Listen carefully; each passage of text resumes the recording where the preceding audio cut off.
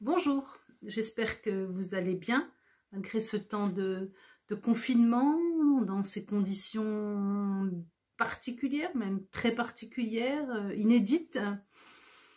Tous ces bouleversements, qu'ils soient dans notre vie quotidienne ou dans notre vie spirituelle, nos agendas qui ont été mis sans dessus-dessous, nos agendas professionnels, mais nos agendas spirituels aussi, tout ce que nous avions prévu d'avance a été arrêté, tout ce que nous avions planifié a été effacé ou reporté, et aujourd'hui nous nous trouvons devant une page blanche. Qu'allons-nous réécrire sur cette page blanche? Qu'allons-nous réécrire sur ces autres pages de notre agenda à la sortie de ce confinement? Notre vie a été deux fois été bouleversée. Notre vie d'église, nous devons apprendre à vivre l'église autrement, à avoir une vie de foi différente, et je crois que cela est une bonne chose. Tout cela, je crois, nous entraîne à prendre des décisions, des positions, des attitudes dans notre vie quotidienne, par la force des choses, mais aussi dans notre vie spirituelle. Quelle est ma position, mon attitude face à ce bouleversement, à cette tempête, à cette épreuve? J'aimerais pour cela que nous puissions lire 2 Chroniques 20 à partir du verset 3. Il est dit: Josaphat prit peur et décida de consulter l'Éternel. Josaphat, c'était un roi de Juda qui faisait ce que l'Éternel considère juste. Il faisait ce que l'Éternel considère juste. Il est important d'appuyer sur ce point. Et pourtant, il eut peur. Alors, il eut peur, certainement pas que pour lui, certainement pour ses proches, pour son peuple, mais il a eu une attitude, une bonne attitude suite à cette peur, et c'est là que j'aimerais en venir avec vous. Nous pouvons avoir peur, c'est vraiment un sentiment humain, c'est quelque chose que chacun a pu vivre et vivra encore dans sa vie. Nous ne devons pas avoir honte. Oui, il est arrivé des situations où moi-même j'ai eu peur. Mais ce qui est important, c'est la suite. Est-ce que ma peur me fait me recroqueviller sur moi-même? Est-ce que la peur qui m'envahit me paralyse au point que je ne puisse plus bouger, plus être mobile? Ou alors est-ce que je suis dans l'attitude de Josaphat, cette attitude où je prends la décision de me lever pour consulter l'Éternel? Je ne parle pas pour tous ceux qui sont alités, affectés, tous ceux qui sont extrêmement fatigués, qui sont vraiment dans un état de santé difficile.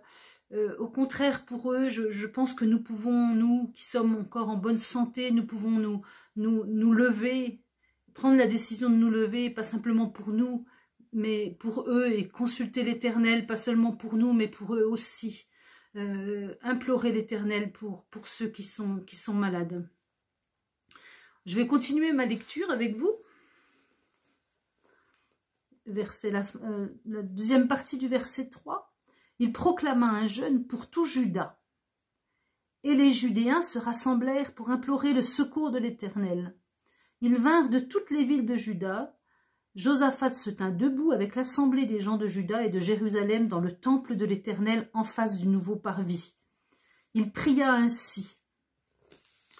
C'est vrai qu'aujourd'hui, nous ne pouvons pas nous rassembler physiquement, nous ne pouvons pas nous rassembler dans la maison de Dieu, nous ne pouvons pas aller au temple, mais on peut prendre ce temps mis à part par obligation pour nous placer devant Dieu. Nous pouvons prendre ce temps pour revenir à l'essentiel. L'essentiel, c'est être dans la présence de Dieu, c'est l'intimité avec Dieu, c'est cette relation avec Dieu. Peut-être que certains ont perdu cette relation avec Dieu, ou alors elle est parcimonieuse, elle est éloignée, mais aujourd'hui ce temps nous permet justement de nous positionner, de prendre cette décision et cette position d'aller dans la présence de Dieu. Que nous puissions vraiment avoir cette attitude de cœur aujourd'hui.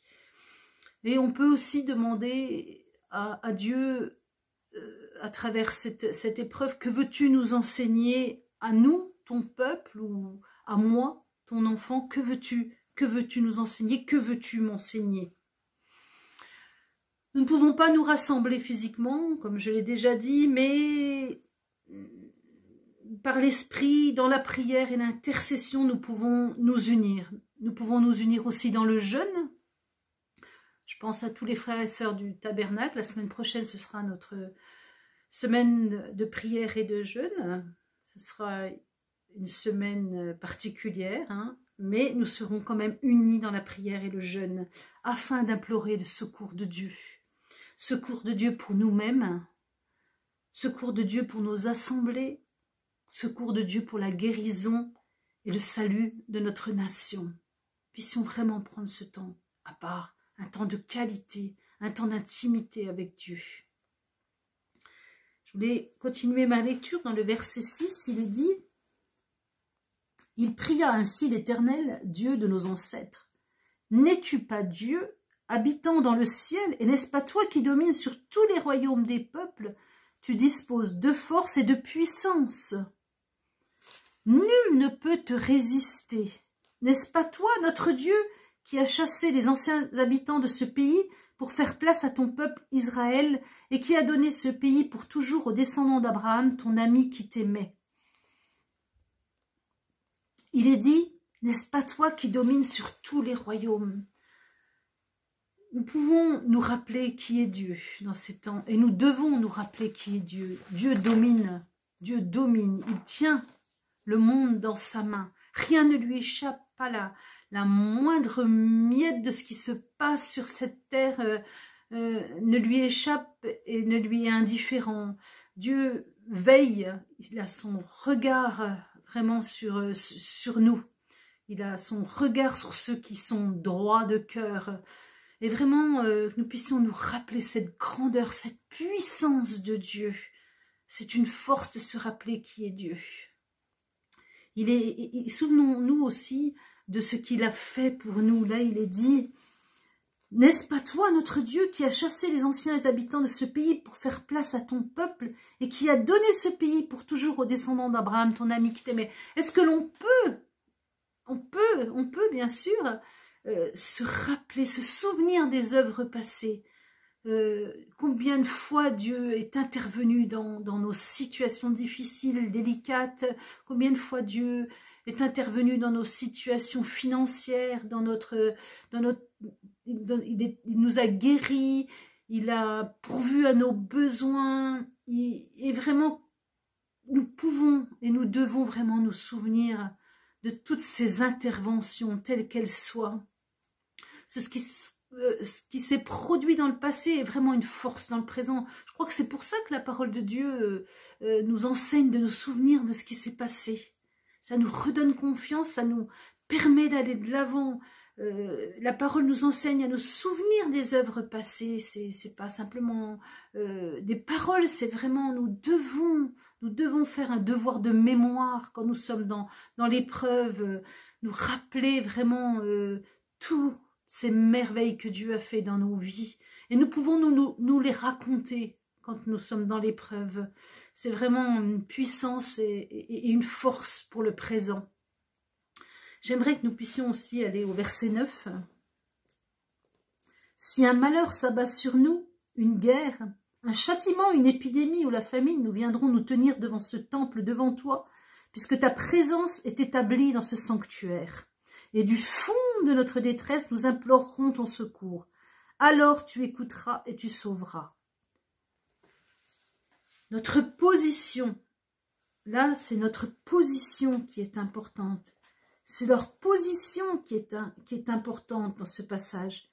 Si un malheur s'abat sur nous, une guerre, un châtiment, une épidémie ou la famine, nous viendrons nous tenir devant ce temple devant toi, puisque ta présence est établie dans ce sanctuaire. Notre position est déterminante. Notre position est importante, est essentielle. Là, nous viendrons nous tenir devant toi. C'est ce que nous devons faire. Nous devons vraiment nous tenir devant l'Éternel. Notre attitude du fond de notre détresse, nous implorerons ton secours. Là aussi, il est dit, et du fond de notre détresse, nous implorerons ton secours. Alors tu écouteras et tu sauveras. Alors notre position, venir devant toi, Seigneur, notre attitude du fond de notre détresse, nous implorons ton secours. Alors tu écouteras et tu sauveras. Ce que les hommes ne peuvent pas faire, écouter chaque cœur, écouter chaque souffrance, chaque besoin, chaque peur, prendre soin de chacun individuellement et de sauver. Mais Dieu peut le faire et Dieu veut le faire. Dieu veut écouter nos cœurs, veut écouter notre souffrance, notre besoin, notre peur, veut prendre soin de nous et nous sauver. Dieu est à l'écoute. Dieu est à l'écoute et nous devons nous positionner devant lui et implorer son secours parce qu'il nous écoute et il veut nous sauver. Notre position et notre attitude, je crois, déterminent notre victoire, notre vision et notre futur. Je veux vraiment répéter cette phrase. Notre position et notre attitude déterminent notre victoire, notre vision et notre futur. Notre position peut déterminer aussi notre défaite, selon comment on se positionne, quelle attitude nous avons dans ces temps d'épreuve. Il est dit aussi dans Esdras 8, 21, « Sachons nous humilier devant Dieu ». Je voudrais lire ce passage avec vous.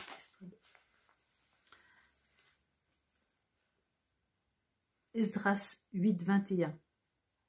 Là, au bord du fleuve, à Ahava, je proclamai un jeûne pour que nous nous humilions devant notre Dieu, afin de lui demander qu'il nous accorde pour nous, pour nos enfants et pour tous nos biens, de voyager en toute sécurité. Dans Esdras 8, 21, il est dit « Je proclamai un jeûne pour que nous nous humilions ». Nous pouvons jeûner, prier, mais avec quel cœur nous le faisons? Nous devons vraiment le faire avec un cœur humble devant notre Dieu. Et afin de lui demander, il nous faut ce cœur humble afin de pouvoir lui demander qu'il nous accorde pour nous, pour nos enfants, pour nos proches, pour notre pays, cette bénédiction, cette sécurité, cette grâce. Que nous puissions vraiment avoir ces cœurs humbles, ces cœurs repentants devant celui qui nous aime, devant celui qui prend soin de nous. Vraiment, restons dans cette attitude d'humilité. Et pour finir, je voudrais vous lire 2 Chroniques 7, 14. Tout le monde connaît ce passage. Lorsque je fermerai le ciel et qu'il n'y aura pas de pluie, lorsque j'ordonnerai aux sauterelles de ravager le pays, ou que j'enverrai la peste contre mon peuple, si alors mon peuple qui est appelé de mon nom s'humilie, prie et recherche ma grâce, s'il se détourne de sa mauvaise conduite, moi je l'écouterai du ciel, je lui pardonnerai ses péchés et je guérirai son pays. Combien de fois nous avons proclamé ce passage, combien de fois nous l'avons verbalisé. Et je crois que dans cette période où nous sommes, nous devons vraiment méditer sur ce passage et vraiment le vivre, nous humilier, nous repentir, demander pardon. J'aimerais terminer juste par un petit texte que j'ai lu, qui a été écrit par un médecin. La solidarité qui s'exprime en ce moment dépasse tous les clivages, toutes les différences, toutes les rancœurs passées, et ça c'est magnifique. C'est quelqu'un qui ne connaît pas le Seigneur qui dit ça. Est-ce que nous nous, en tant qu'enfants de Dieu, on peut exprimer ces paroles, dire que cette solidarité qui s'exprime en ce moment dépasse tous les clivages, toutes les différences, toutes les rancœurs passées. Ça, c'est magnifique et ça doit être magnifique. Cette capacité de transformation dans l'adversité, c'est une chance pour notre système qui en sortira grandi. Est-ce que nous, on peut mettre à la place du système Église?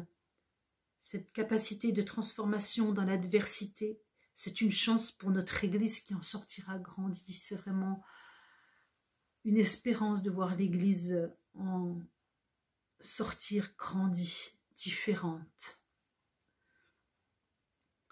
Pour nos liens qui en sortiront raffermis et transfigurés. Il dit encore, on ne se parlera plus de la même façon, on aura vécu ensemble. C'est vraiment une espérance pour l'Église, que nos liens soient raffermis, soient transfigurés, et qu'on se parle plus de la même façon, parce qu'on aura vécu ça ensemble, on parlera plus de l'un ou de l'autre de cette manière, parce qu'on aura vécu ça ensemble, et dans l'épreuve, on est tous semblables face à l'adversité. Mais c'est notre position et c'est notre attitude qui va faire la différence. Soyons vraiment dans la paix, dans la joie, restons dans la paix, dans la joie que Dieu nous donne et qui surpasse toute autre chose, cette paix, cette joie du ciel. Que le Seigneur vraiment vous bénisse.